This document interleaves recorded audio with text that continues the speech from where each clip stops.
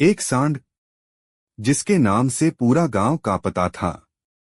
अगर कहानी पसंद आए तो सब्सक्राइब जरूर करना, क्योंकि सच में दिल हिल जाएगा। शांत सा गांव था, नाम था शिवपुर। सुबह होते ही मंदिर की घंटियां बजती थीं। पर उस दिन कुछ अलग था। सड़क पर भगदड़ मची हुई थी। लोग दरवाजे बंद कर रहे थे, बच्चे रो रहे थे, और बीच गांव में खड़ा था एक सांड। आंखों में आग, सांसों में गुस्सा। गांव ने पहली बार डर देखा। यह सांड पहले ऐसा नहीं था। वह किसान हरिराम का था। सीधा सादा, मेहनती। खेतों में हल खींचता था। बच्चे उसके सींग सहलाते थे। पर एक हादसे ने सब बदल दिया। हाट में लोगों ने उसे पत्थर मारे, डंडों से पीटा गया, और वहीं जन्मा आतंक। दर्द ने सांड का स्वभाव बदल दिया। उसकी आंखों में इंसानों के लिए नफरत थी। वह रस्सी तोड़कर भाग गया। गांव की गलियों में घुस आया। जो सामने आया डर गया। ठेले उल्टे, साइकिलें टूटीं। कुत्ते भी भाग खड़े हुए। लोग छतों से देखने लगे। सांड अब रुकने वाला नहीं था। हर सुबह सांड गांव में घुस आता। सब्जी मंडी तबाह हो जाती। दूध वाले डर से नहीं आते। स्कूल बंद कर दिया गया। बुजुर्ग घर से निकलना छोड़ चुके थे। गांव जैसे कैद हो गया। लोग उसे आतंकी सांड कहने लगे। पर कोई उसकी कहानी नहीं जानता था। पंचायत में बैठक हुई। सांड को मारने की बात चली। कुछ लोग गुस्से में थे, कुछ डरे हुए, पर हरिराम चुप था। उसकी आंखों में अपराध था। वह जानता था सांड का दर्द, पर उसकी आवाज कोई नहीं सुन रहा था। एक दिन सांड ने बड़ा हमला किया। गांव के कुएं के पास लोग पानी भर रहे थे। अचानक सांड दौड़ा। मटके टूट गए। एक आदमी गिर पड़ा। सभी जान बचाकर भागे। उस दिन डर और गहरा गया। शहर से पकड़ने वाले बुलाए गए। जाल, रस्सी, ट्रक सब आया। सांड को घेर लिया गया। वह बुरी तरह बिदका। सींग हवा में लहराए। एक आदमी घायल हो गया। जाल फट गया। सांड फिर भाग निकला। आतंक और बढ़ गया। रात को हरिराम अकेले खेत गया। हाथ में कोई हथियार नहीं, बस आंखों में पश्चाताप। उसने सांड को पुकारा, धीरे धीरे, वही पुराना नाम लेकर। सांड रुका। पहली बार उसकी आंखें नरम पड़ी। हरिराम ने उसके सिर पर हाथ रखा। कोई डर नहीं दिखाया। सांड कांप रहा था। गुस्सा और दर्द दोनों थे। आंसू हरिराम की आंखों से बहे। उसने माफी मांगी। शब्द नहीं, भाव बोले। सांड शांत होने लगा। गांव वाले दूर से देख रहे थे।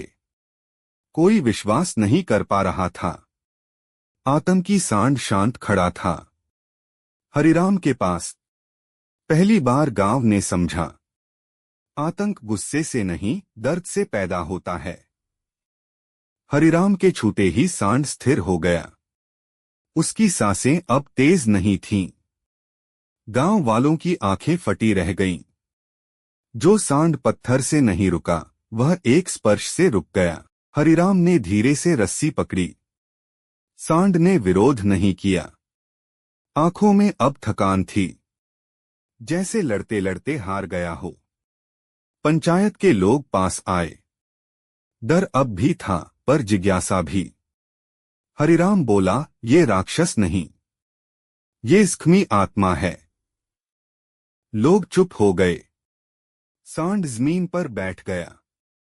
पहली बार गांव में शांति उतरी। आतंक का सन्नाटा टूट रहा था। गौशाला से लोग बुलाए गए। धीरे धीरे सांड को ले जाया गया। इस बार कोई डंडा नहीं, कोई पत्थर नहीं, सिर्फ सावधानी और सम्मान। सांड रास्ते भर शांत रहा, जैसे उसे भरोसा हो गया हो कि अब दर्द नहीं मिलेगा। गौशाला में सांड को अलग रखा गया। डॉक्टर ने घाव देखे, पुराने जख्म, नई चोटें। सब कहानी कह रहे थे। दवाइयां दी गईं, पानी और चारा मिला। सांड ने चैन की सांस ली। लंबे समय बाद रात को सांड को नींद आई, बिना डर, बिना चौंक। सपनों में खेत थे, हरिराम था, हल था, और कोई मार नहीं। उसकी देह पहली बार ढीली पड़ी, आत्मा भी थोड़ी हल्की हुई। गांव में अगली सुबह चर्चा थी। आतंकी सांड अब खबर बन गया, पर साथ में सवाल भी। क्या गलती हमारी थी? क्या हमने जानवर को समझा? बच्चे पूछ रहे थे, बुजुर्ग सोच में थे।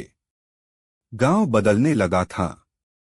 हरिराम रोज गौशाला आने लगा।